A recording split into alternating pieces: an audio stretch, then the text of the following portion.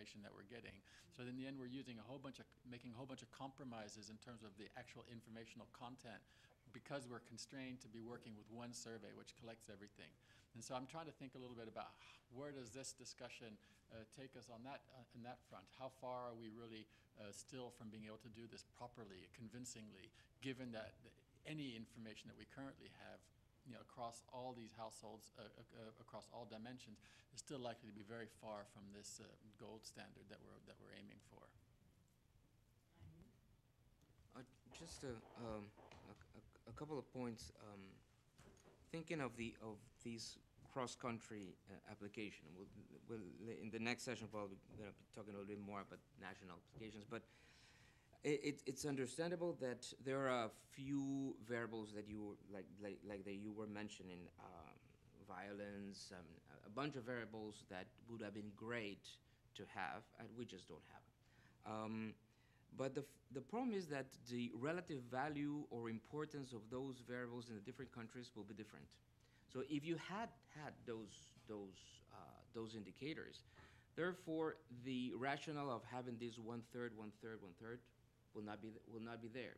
So I mean, there is at the end of the day, these weights are the trade-offs that at the end of the day we are implemented in using in the empirical application are being affected by the variables that we have, right? That is happening. Moreover, suppose that happened to be that by miracle we had income or we had consumption of indicators, that we'll put it there. But then the weighting will be even more complicated, because you'll say, well, income is not only correlated with these basic services. Income could be used to buy those basic services. So it's not only a correlation, but then the rationale of having all those indicators will be then completely different, right? One might use this two-stage approach, like in the case of Mexico, that is, income is treated differently as basic services. But if we had income as an additional variable here, then it's not only a weighting issue, but it's also an issue of what's the rationale of putting these variables that are inherently different. So that's one worry I have on the cross-country application. And the other worry I have is that despite the fact that this is easy to understand, it's replicable, the methodology is there, it can be done, that is true, but there's a first mover advantage always, right? So in the sense that when you have one ranking with these weights, whatever you have, you put all the caveats and you say, look, we have problems with our nutrition variables, and we've done our best with what we have, and the most reasonable ways that we can think of are these 1/3, 1/3, 1/18, whatever.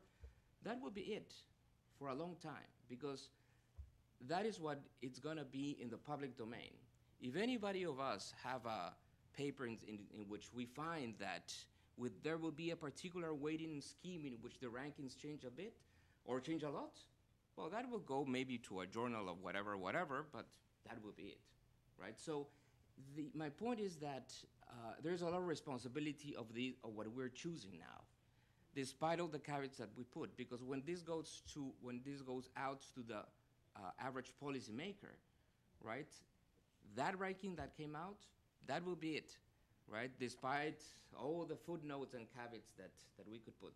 You see my point that there is an issue there in terms more of the policy at the global level. So Niger will be number one or number whatever, period, right? Like it or not, despite of whatever changes can be done in the future.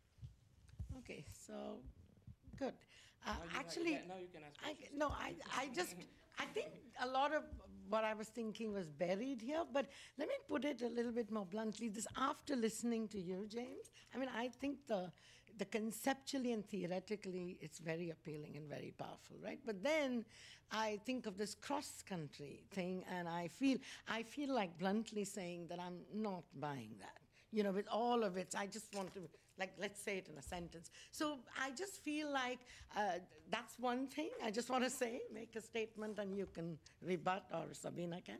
The second thing is there's so many degrees of freedom, right? When we sit down and think about the theory, and then I think of a country, example, I'm going to Palestine, let's say, and I'm sitting down with them and working this out. Given so many degrees of freedom politicians can have, right? And then if I impose some of the assumptions and conditions that you have, I just feel like it's easily manipulable too. So if I'm a politician who says, okay, I look at all this and I really want to show this country as being not being as poor, then I'm going to, I'm just thinking of, now what's my safeguard? Somehow we build, sometimes too much freedom is also, amenable to, as we know, even in the consumption space in Pakistan, we've actually experienced that. So now what about, so that's the second.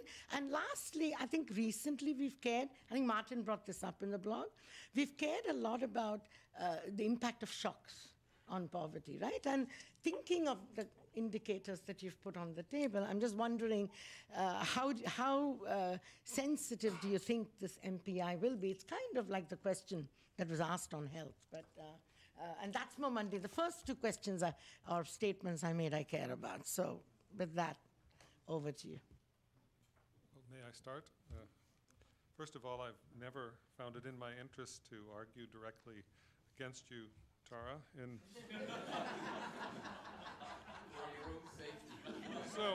so continue to believe what you believe, that's fine. As far as manipulability, bear this in mind, and this is something that is very recent in terms of the conception of it. If you decide to arrange the weights in such a way as to emphasize your better points in a country, and think about this, if you arrange it in such a way that you have already put weight on those good points, think what will happen to you over time. Now, I'm sure Gonzalo knows this very well, that you certainly do not want to overemphasize your best points right now, because you're probably starting from this point on with the numbers, and you would like to show improvements. And the problem is that if you manipulate one way, you've unmanipulated the other way. You've hurt yourself over time, because what's there left to go in these high-weighted areas?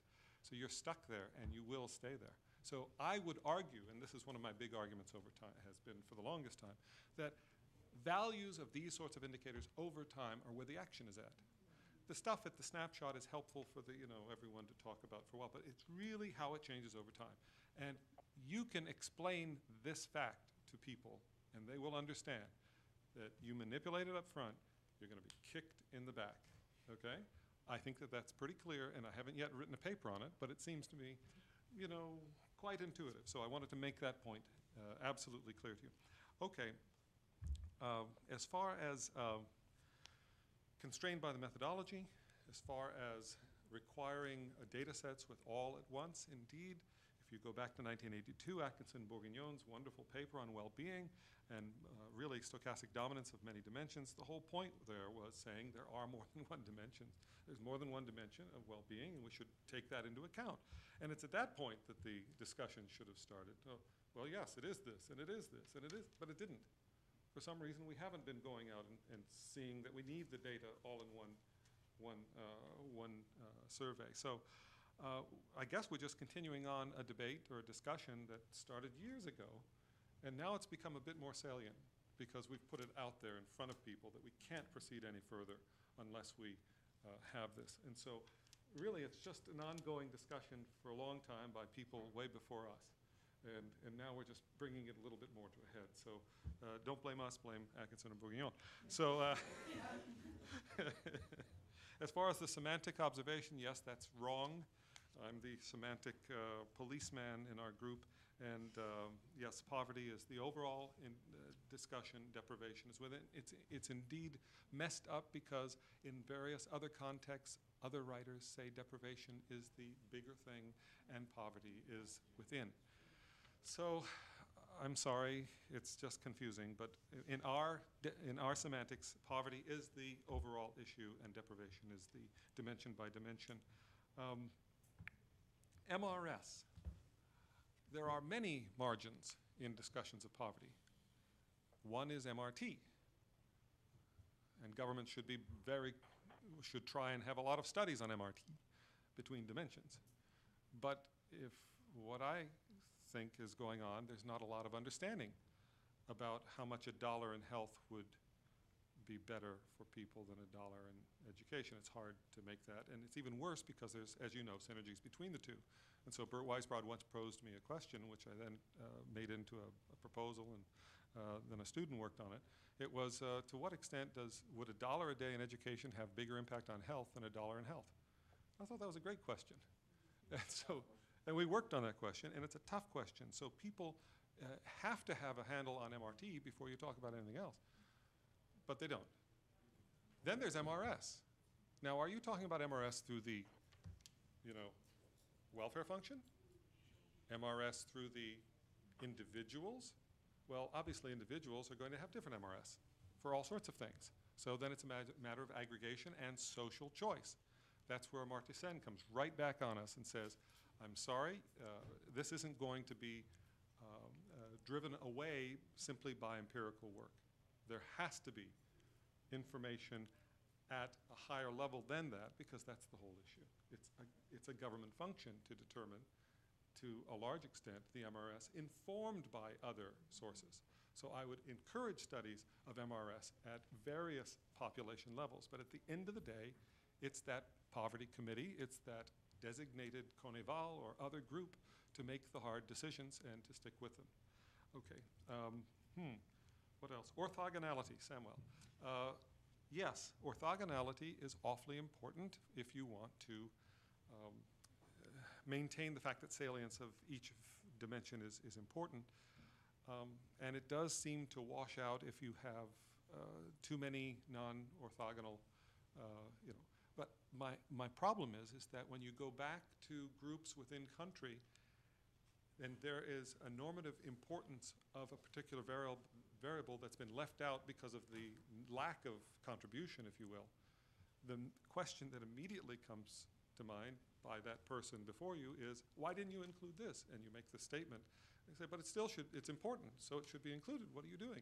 So there will be a discussion back and forth between the statistics and the normative. And thanks for that comment in this regard.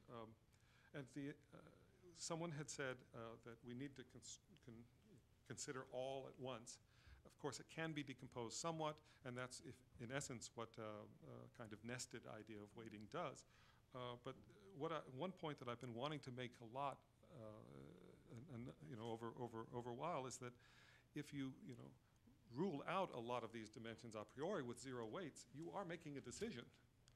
So the way that we're doing it now is, in our standard consumption approach or other approaches that are out there that ignore education and other things, you're making a positive statement by omitting them. So just bear that in mind, and let's move forward.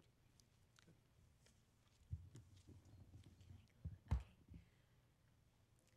I'll start with Rinku and your discussion. If a country is sort of starting from scratch and tries to say, okay, what dimensions, what indicators, cutoffs, and weights, and survey data should we collect? In terms of the choice of dimensions, there's not that much difficulty, because now there's a good literature and, in a sense, quite a good recognition. The list varies a little bit between 9 and 12 dimensions are regularly recognized. So the Sarkozy had the 9. Health, education, standard of living, governance, environment, time use, community stuff, culture stuff, and subjective well-being, emotional stuff. So that's one list.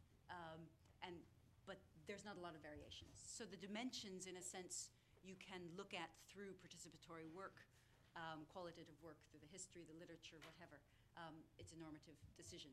In terms of indicators, then that's where it really becomes real in terms of a survey. And that would be within the national context, looking at the indicators that work, and I can't speak on that.